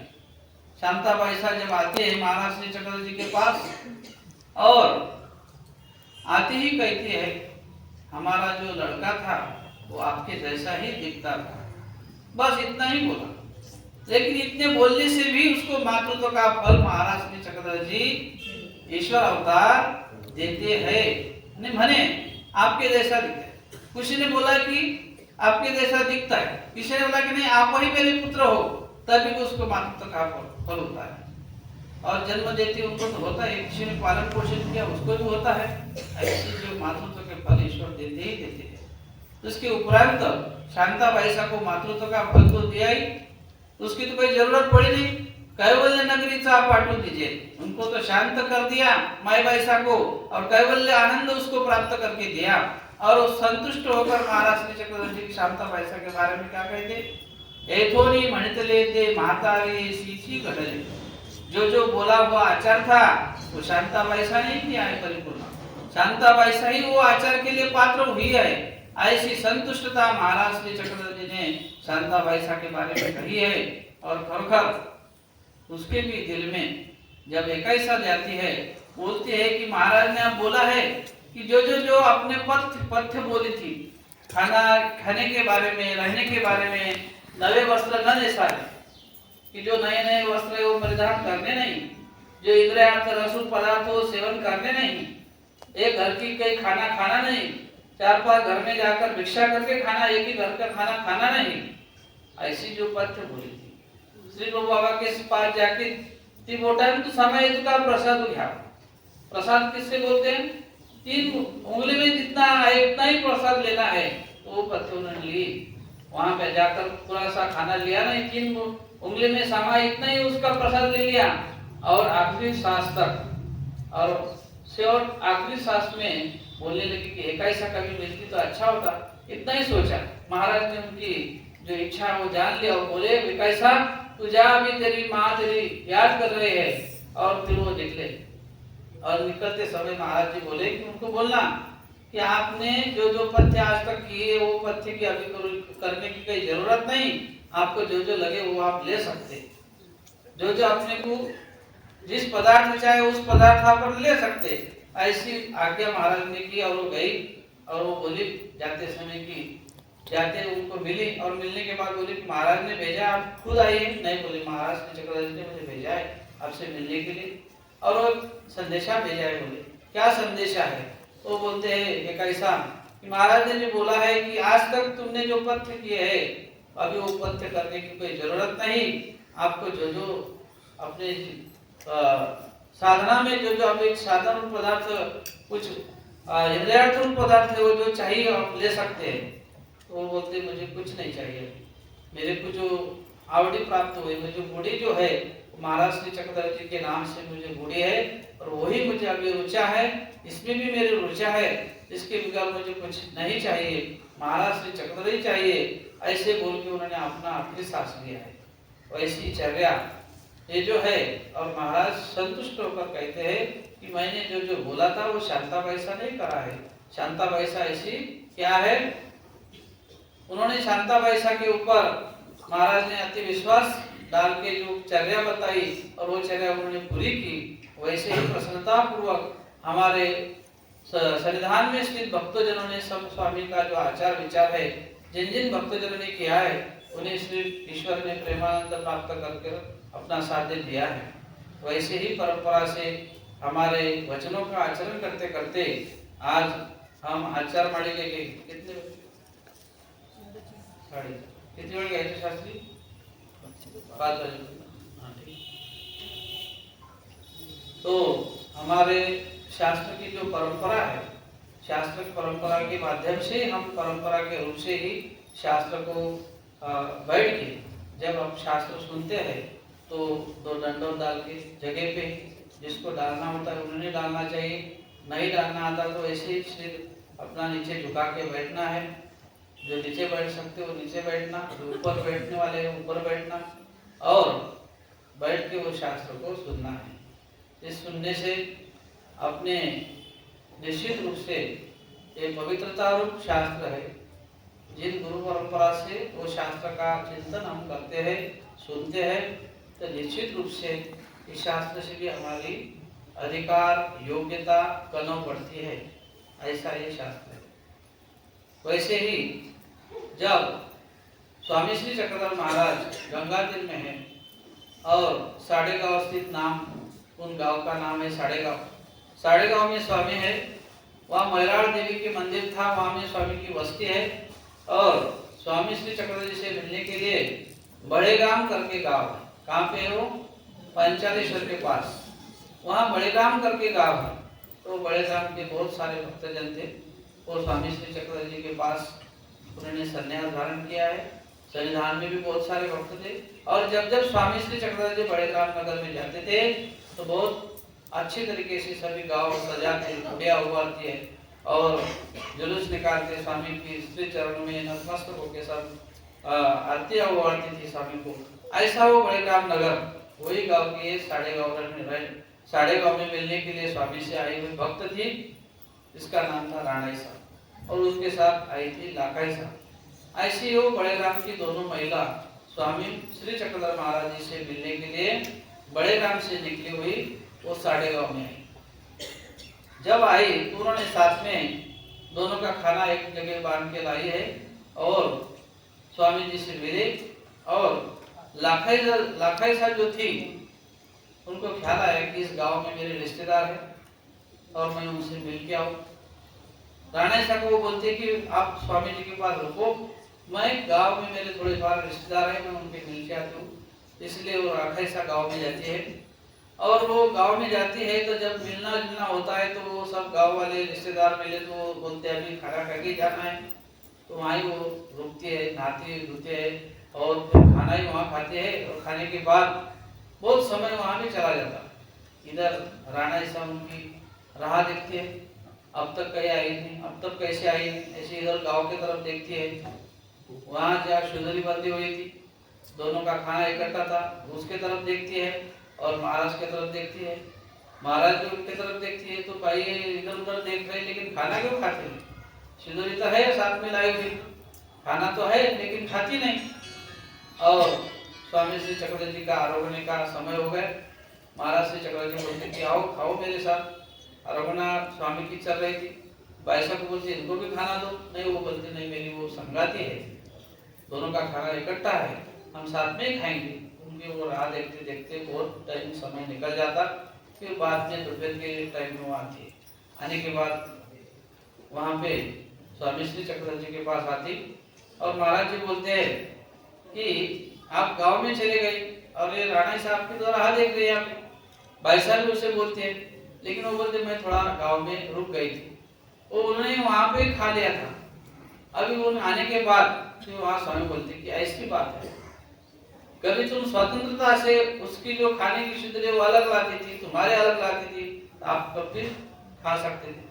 वो अपनी स्वतंत्रता है और ऐसा नहीं करना कि अपना जो कार्य है वो स्वतंत्रता रूप से करना चाहिए, दूसरे के ऊपर अपनी जिम्मेदारी सौंप के करना नहीं चाहिए। खुद का कार्य खुद ने करना चाहिए। खुद की जो अपनी जो कुछ कार्य पद्धति हो अपने खुद ने ही करनी चाहिए, तभी वो कार्य अपन आखिरी तक ले जा सकते हैं। इसलिए महाराज ने पहला आचार्य माणिक्य का वचन यहाँ पे उनको सम्मुख करके बताया है कि स्वातंत्र्यो हा मोक्ष पारतंत्र्यो हा बंध।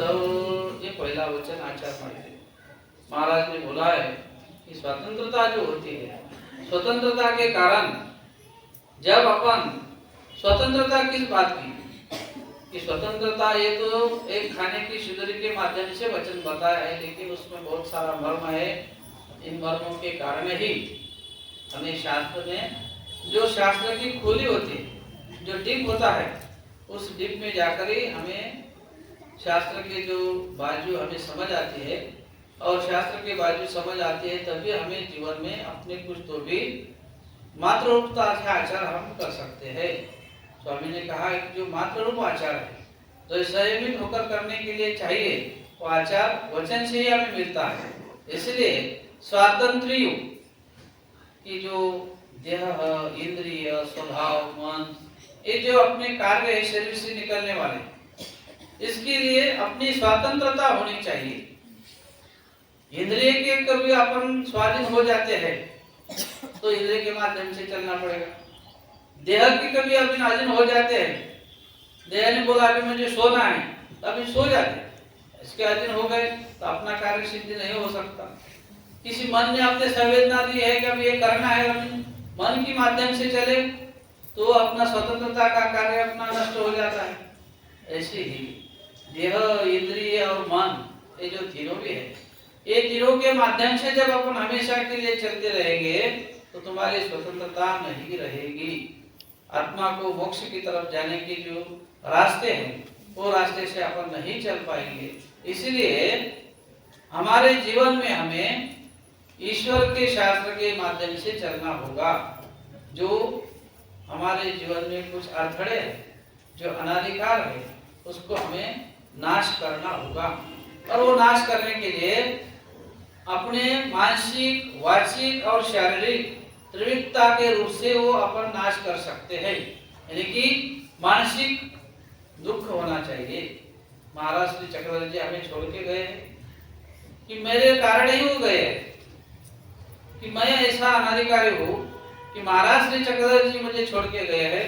इसका थोड़ा फर्क तो भी अपने जीवन में, अपने कार्य में विरोध होना चाहिए। जब विरोध होता है तो उस विरह के कारण आर्त उत्पन्न होती है।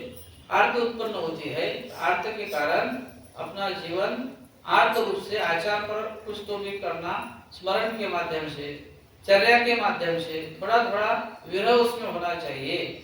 स्वामी जी कहते कि पोळ्या सुन्याच्या परी असावे, कि वो जो श्वान होता है यानी कुत्ता होता है, तो उसका जैसा वो शरीर में जब उसको रोग होता है तो वो रोग काले के दिन में इधर जाता है उधर जाता है, उसको कहीं भी स्वस्थता नहीं मिलती।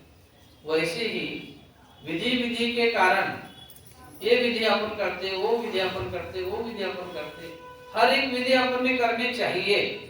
ऐसा है कि एक विधि में अपन ने निमग्न होना नहीं चाहिए, यानी कि विधि किंकर होना नहीं, परमेश्वर किंकर होना है।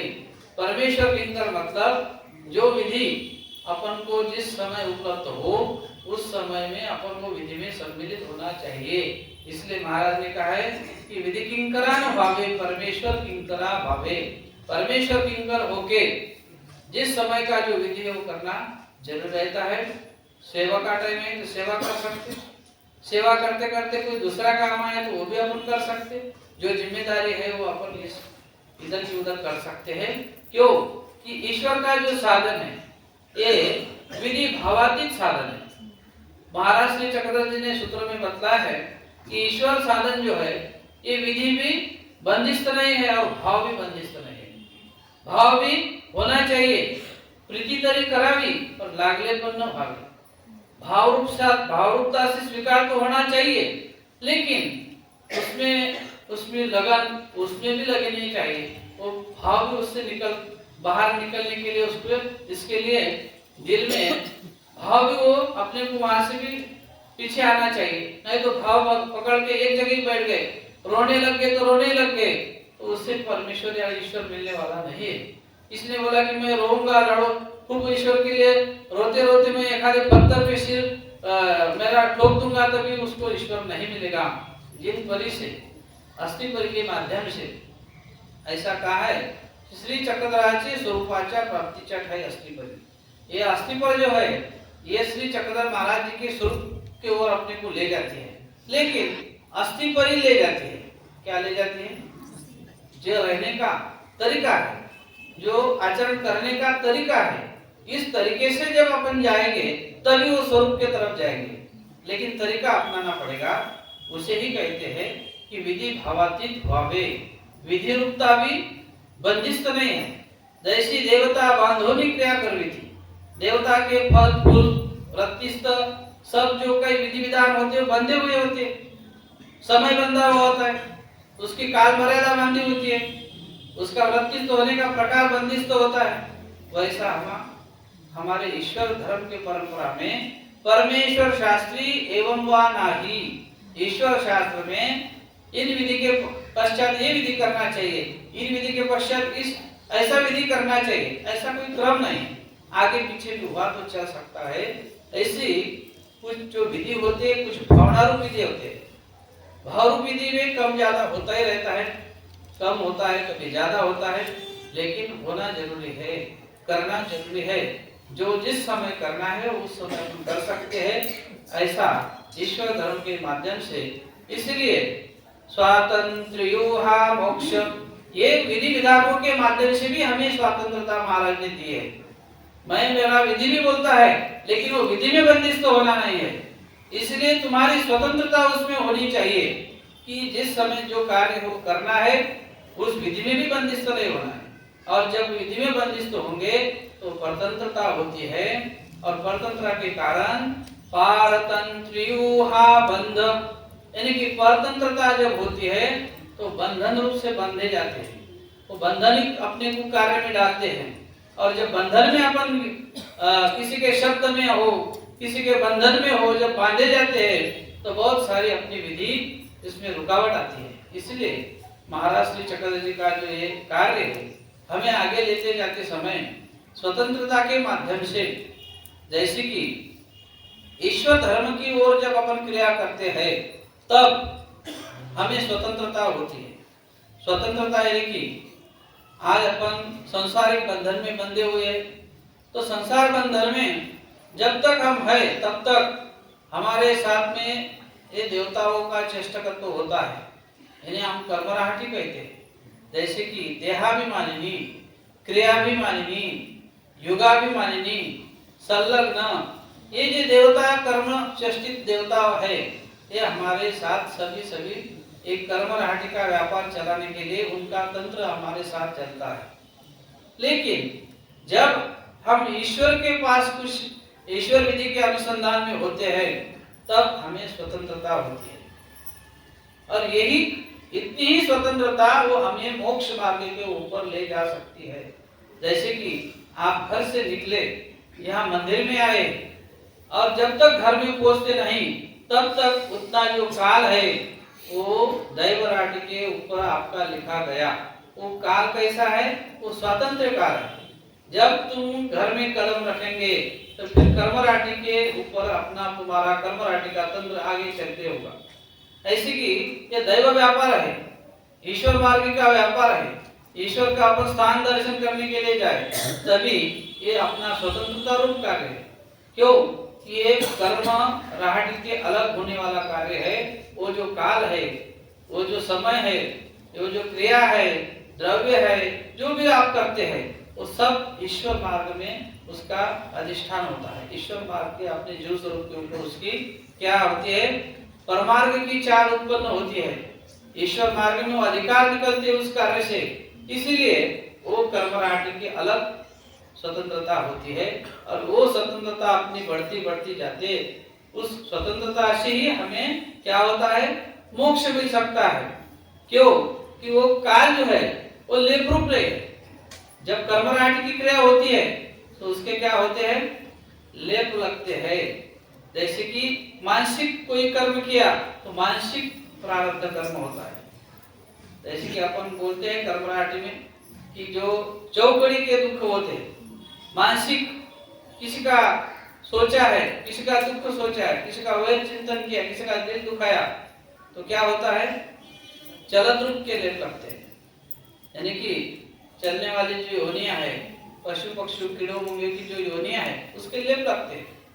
किसके वजह से लगे, किसी का दिल दुखाया, किसी का वाइट अंतकरण में वैर चिंतन किया है और उसका दिल दुखाया है, तो मानसिक क्रिया की है। मानसिक क्रिया से लेप उनके लगे जो चलने वाले हैं, पशु पक्षी है, प्राणी है, कीड़ा मुंगी है, इनके लेप लग गए और उन लेप कीड़ा मुंगी की हिंसा हो गई तो स्थावर के लेप लग गए, झाड़ पेड़ों की होनी की, और पेड़ की हिंसा हुई तो चौकड़ी के दुख का उसका पुरावा हो गए। चौकड़ी के दुख 60 लक्ष वर्ग की चौकड़ी के पूर्ण हो गई। ऐसे ही इस नरक के माध्यम से चौकड़ी के दुख हम कर्मराटि में प्राप्त करते हैं। जब ईश्वर मार्ग में आते हैं तो इस वासनिक अवस्था में ईश्वर का नामस्मरण करने से, ईश्वर का वेद युक्तत्वी आचरण करने से, हमारे शास्त्र में तो कहा है कि ये चौकड़ी विपरीत वेद से उसका नष्ट तो होता है। जो विपरीत वेद होता है और विपरीत वेद से जो 4 युगों के धर्म है, ये 4 युगों के उस पर विपरीतता हो और ईश्वर धर्म के ऊपर सुप्रीतता हो, ईश्वर धर्म जो है इसके ऊपर अनुकूलता होती है, तब ये चौकड़ी उसकी छूटती है, चौकड़ी के दुख उसके नष्ट होते हैं। लेकिन ये कब तक, आखिरी सांस तक होना चाहिए। नहीं तो कुछ समय अनुकूलता है और कुछ समय अनुकूलता नष्ट होती है और आखिरी में विपरीतता होती है, तो उसे भी उसका फल नहीं मिलेगा। यानी कि आखिरी सांस तक जो साधन है वो साथ में होना चाहिए। जैसा कि ईश्वर धर्म का प्रेम साधन और ज्ञान साधन है। ज्ञान साधन जो आखिरी तक रहे तो उसको ब्रह्मानुभूति मिलती है, ऐसे बोलते हैं, ब्रह्म फल मिलता है। प्रेम साधन आखिरी तक रहे तो उसको प्रेम साधन की अनुभूति यानी ब्रह्म ईश्वर अनुभूति मिलती है। ईश्वर का प्रेम होकर उसको ईश्वर के फल मिलते हैं, कि स्वरूप प्राप्ति होती है। लेकिन ज्ञान और आखिरी में कभी प्रेम हो गया तो प्रेम के ऊपर जाता है। जो प्रेम वाला है तो आखिरी में कभी उसका प्रेम अंतकरण दिल में का भाव निकल गया तो उसको क्या होगा, ज्ञान साधन उसको कोरडा आचार हो गया। एक ओला आचार बोलते हैं, कोरडा यानी सूखा हुआ, एक गिल्ला हुआ यानी ओला आचार, यानी कि उसको जीवित पूर्वक आचार कहते हैं। वैसे ही हमारे जीवन में जो जो ईश्वर की साधना है वो साधना आखिरी सांस तक हमें साथ में ले जानी है, तभी हमारे जीवन में ईश्वर का अधिकार हम प्राप्त कर सकते हैं। उसको जो अनधिकार रूप से हमारे जीवन में जो विपरीत बुद्धि है, जो हमारे जीवन में कुछ दोष रूपता है, महाराज श्री चक्रधर जी ने दोष रूपते के बारे में, ये जो जीव स्वरूप है वो दोष रूप है, इसके कारण अपने मन में, दिल में जो विचार आते हैं और विचार के कारण कभी कभी अपनी विधि भी हम कम ज्यादा करते हैं, भाव कम ज्यादा करते हैं।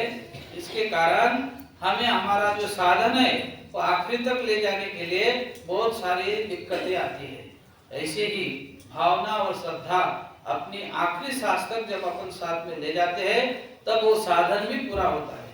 और इसलिए महाराज अपने सूत्रों में भी कि भाव साधन है, लेकिन वो भाव साधन भी कैसा होना चाहिए, ज्ञान युक्त भी होना चाहिए, ज्ञान युक्त भी भाव होना चाहिए, ज्ञान युक्त भी श्रद्धा होनी चाहिए। और महाराज और आचार्य श्री जी ने कहा है कि जो भावहीन है वो दैवहीन है। जिसके पास भावहीनता है, भाव तो होना चाहिए, भाव बगैर तो कौन सी क्रिया पूरी होती नहीं, अधूरी है। भाव ही वो क्रिया का पूर्णत्व कर सकती है।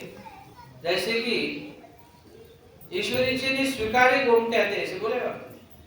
अभी असंविधान धर्म में अपन जो भगवान को भोग दिखाते हैं, बिड़ा चढ़ाते हैं, ये तो सिर्फ बाह्य रूप क्रिया है, ऊपर से दिख रहा है वो क्रिया रूप भाव, वो जो क्रिया है विधि अपना, लेकिन उसके करीब अपना भाव बहुत जरूरी है, और वो भाव ही परमेश्वर स्वीकार करते हैं।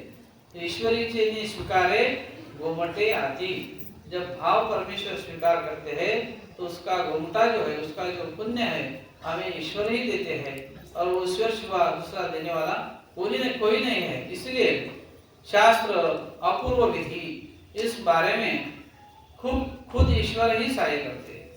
ब्रह्म विद्या ज्ञान है, इसका तो देवता को आता पता नहीं, जो माया भी है वो भी नहीं जान सकते। इसलिए ईश्वर को प्रार्थना करें, हमें इसका ब्रह्म विद्या ज्ञान का हमें उसको प्राप्त करना है, तो मिलना होना चाहिए, ईश्वर की ज्ञान हमें समझनी चाहिए। इसलिए प्रार्थना करो तो ईश्वर ही उसका सहाय करते हैं।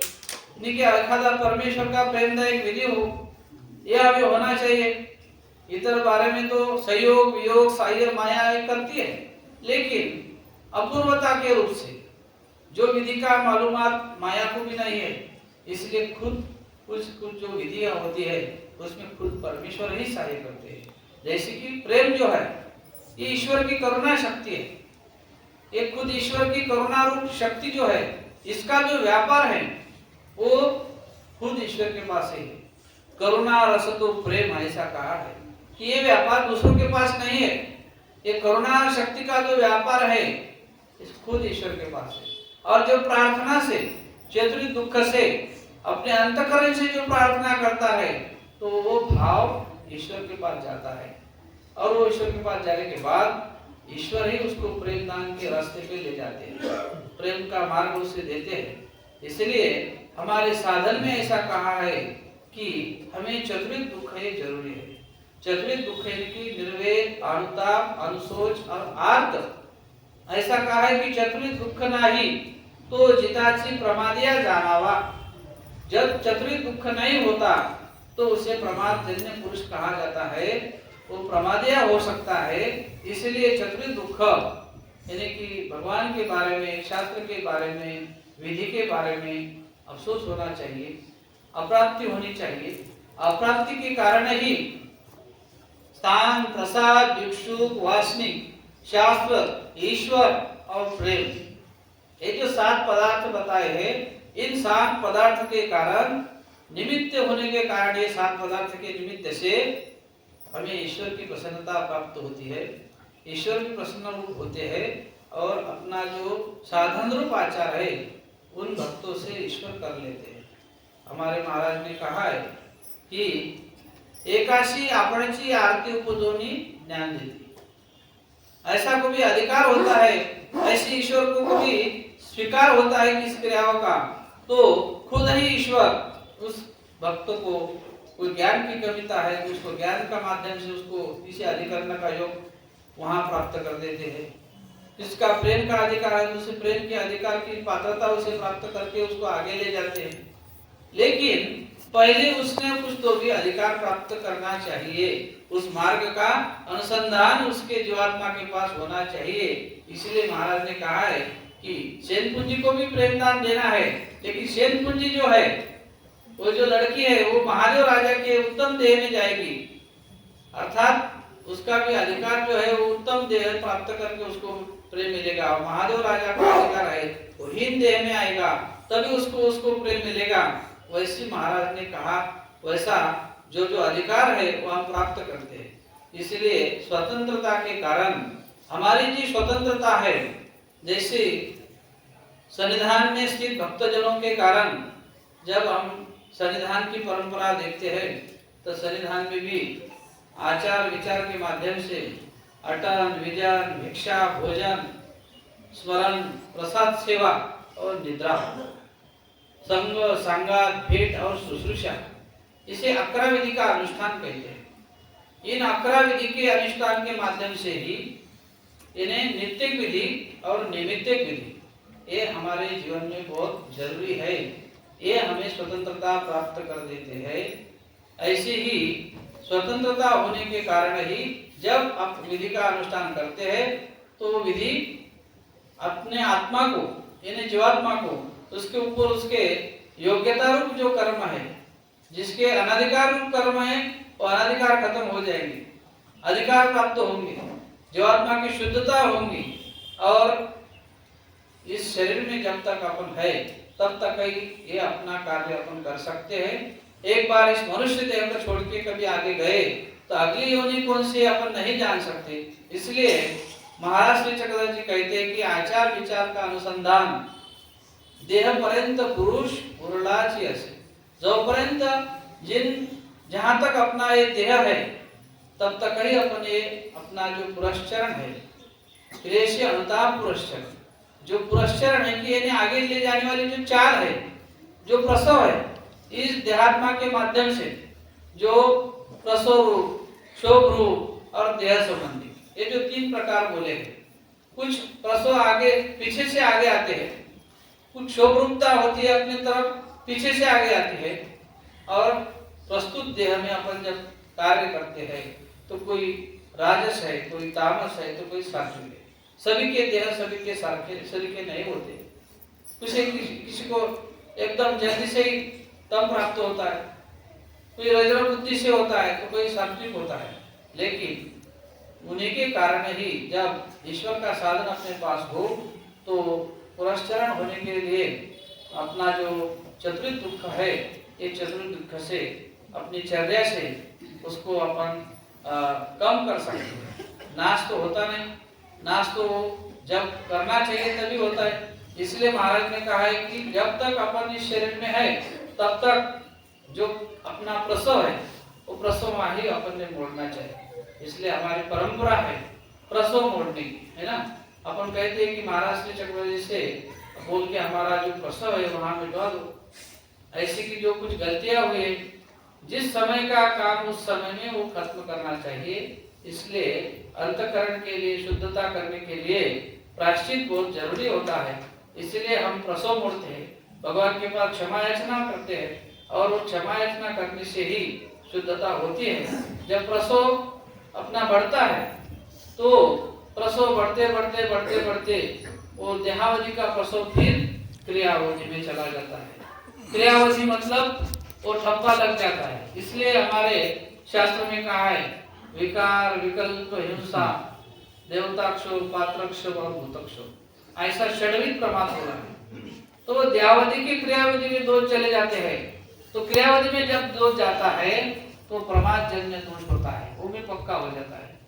वो भी प्रमाद, जैसा क्रियावधि का दोष प्रमाद रूप है, वो सृष्टि शून्य करता है आत्मा अपने को, वैसा ही देहावधि का भी कभी दोष अपन ने प्राप्त किया और उसका प्रसव मोड़ा नहीं, उसके लिए अनुताप किया नहीं, अनुशोच किया नहीं, चतुर्थ दुख से ईश्वर को क्षमा याचना करे नहीं, तो वो भी क्रियावधि रूप होता है और वो भी प्रमादजन्य होता है। उससे भी अपनी सृष्टि शून्य हो सकती है। इसलिए महाराज ने कहा है कि बाल विधवा के दृष्टांत देकर उसे बोला है, उसे कहते हैं अरुण प्रमादिया, कि मतलब दोष तो प्रमाद रूप हुआ नहीं, लेकिन प्रमाद रूप का फल मिल गया। क्यों? कि उसके लिए नाश होने के लिए कोई उपाय किया ही नहीं। आणि म्हणून महाराज कहते हैं उपाय न पविजे ऐसे काही असे। अपने पास सभी तरीके के उपाय होते हैं और उपाय होने के बावजूद हमें सभी कर्मों से मुक्तता मिल सकती है। इसलिए उपाय भूतत्व प्रेम, उपाय करने से भी प्रेम मिलता है, भजन रूपता से प्रेम मिलता है। भजन रूपता से प्रेम मिलना ये तो बहुत अधिकार की बात है। भजन तो स्वीकार के ईश्वर तभी प्रेम मिलता है, लेकिन प्रेम होने के लिए उपाय, यानी प्रमाद देह में भी उपाय मिल सकते हैं। जैसे एक दूसरे के कारण परमार्ग को किसी के निमित्त होते अपन, कोई सामग्री के माध्यम से निमित्त होते। जैसे सारण पंडित बोलते हैं शांता वैसा को, आपको तो गोमती में जाकर दोनों बेटी को साथ लेकर आत्महत्या करनी है, लेकिन हमारे महाराज श्री चक्रधर से मिलके जाओ।